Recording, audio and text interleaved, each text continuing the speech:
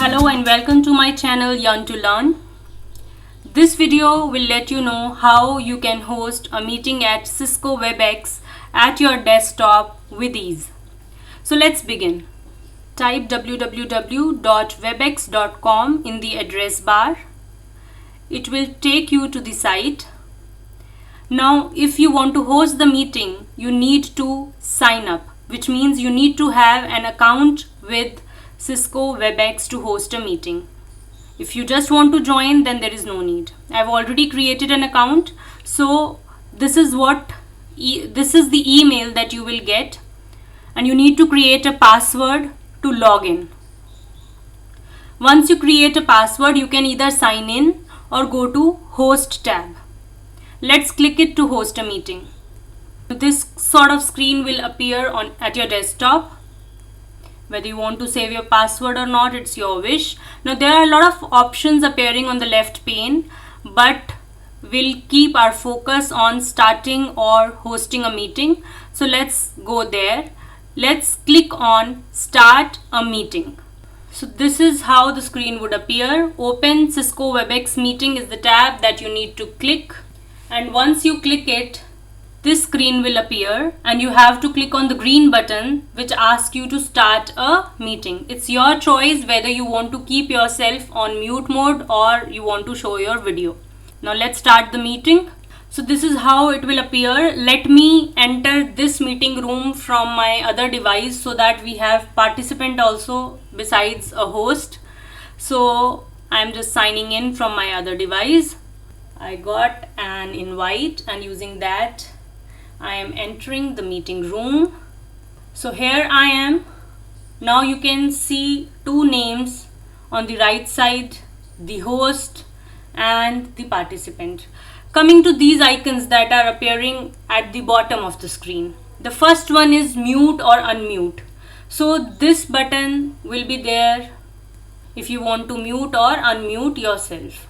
It will turn red. It means your voice is not audible to others. So you can uncheck this to make your voice audible to others. So red means on mute mode and gray means you are unmuted. Gray or black, whatever the color is. The second icon here is whether you want to show your video or not. So it's your wish. The third one is share content. This is an important option. You can just click on screen to share your screen, but I will come back to it afterwards in detail. So I'm just crossing it now. Next one is record meeting. Now this is another important feature. If you want to record your meeting for those who somehow could not attend this meeting due to any issue, due to connectivity problem, or you could not inform, or you want to share it with someone, so you can start recording the meeting. You can save it.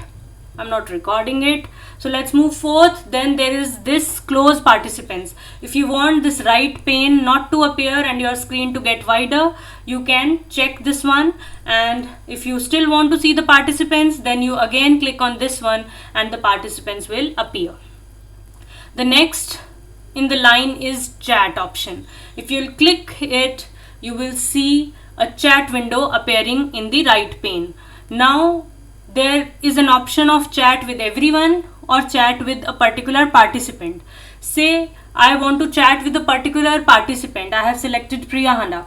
So whatever I am writing, say I am writing check something like this, it will go to that particular participant privately. Others cannot read it.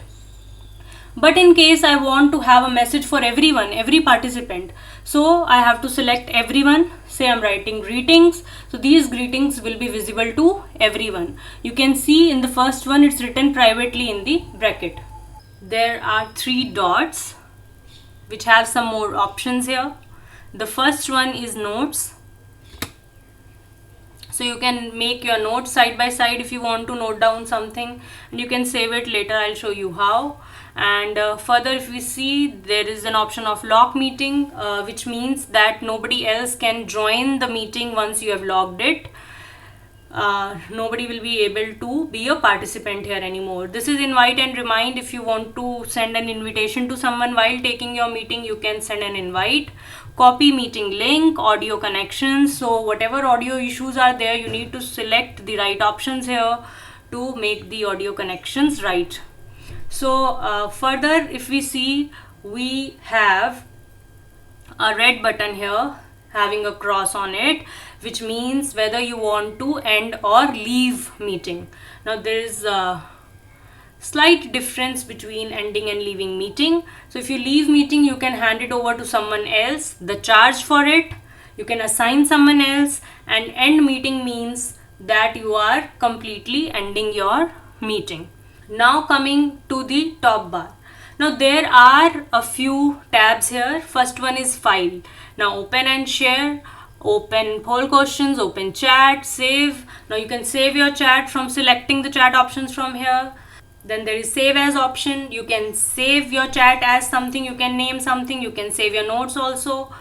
Further, you can print it, send transcript, and end meeting. Moving to the edit button, then you have font selection. You can choose the font accordingly, font type and font size, and your other preferences. Now other preferences include whether you want to have any sound when the participants enter or join a meeting or raise their hand. It's up to you. You can check the applicable box, whatever setting you want for yourself. Say I want this sound when someone raises hand, and I have to put apply. So further, if you go, we have share option here. Now this was something I was talking about, that how you can share your content, multimedia and other things. So let's come to the share screen option. Now let's share it. You will see another toolbar will appear at the top of your screen. The first option here is stop sharing, which means whatever you are sharing with others, it will be stopped and you will get back to the home screen where you were taking the meeting. The second option here is pause. So sometimes it happens that we need to pause at a particular slide. We want to speak or explain and elaborate what is going on. So we can click this button, pause here, and explain our point better with annotations and all. And then when we want to resume the screen sharing, we can click it again. The third one is share. Now if you click here, you can see what you want to share: content, multimedia, or your own screen, your meeting window. You can share it from here. The next button is very interesting. This is the one I was talking about, assign. Now in case you want to leave meeting for any reason, so you can make the other participant the presenter, means the host of the meeting, and it's up to you whether you want them to annotate on it, means scribble or write something on it or not. So you can select the option accordingly. The next one is unmute me or mute me, that I've already explained. Then video button for the recorder, and the next one is participants. If you want to view the participants while you are sharing your screen, please click on this option. If you don't want to view the participants, click it again, the window will disappear. Next is the chat box. Again, if you want to see the chat side by side when you are explaining, click this button and the chat window will appear. But if you don't want to see the chats while you are talking about something or while you are sharing your screen, please click it again. The chat window will disappear.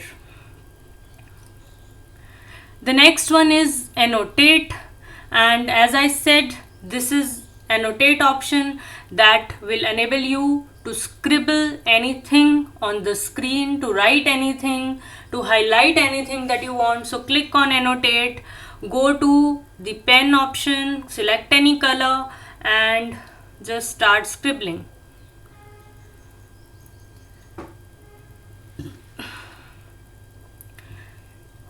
Now I've scribbled a lot. I want to erase it. Let me look for an eraser. It's here. So I'll use the eraser to erase what I have done to my screen. So we are back. The toolbar appears again and I am clicking on the button stop sharing. But before that, this more option is there, just to tell you that these are the similar options that were appearing in the icons below. So now I am sharing the stop screen and going back to the home screen. So this was it, and it was very quick.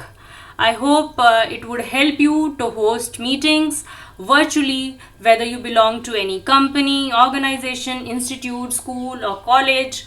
So virtual meeting can take place through this. You can also hold webinars and other official meetings. This is a very good platform. If I compare it with Zoom, it does not have the 40 minutes time limit in its free version, and you can extend your meeting beyond 40 minutes in it, but yes, the maximum number of participants in this free version are limited to 100 only. So that is it. I am going to end this meeting now, and here I go and end meeting. So thank you very much for watching this video. I hope it would help. Please like, share and subscribe my channel. This is Priya Handa signing off. May God bless you all.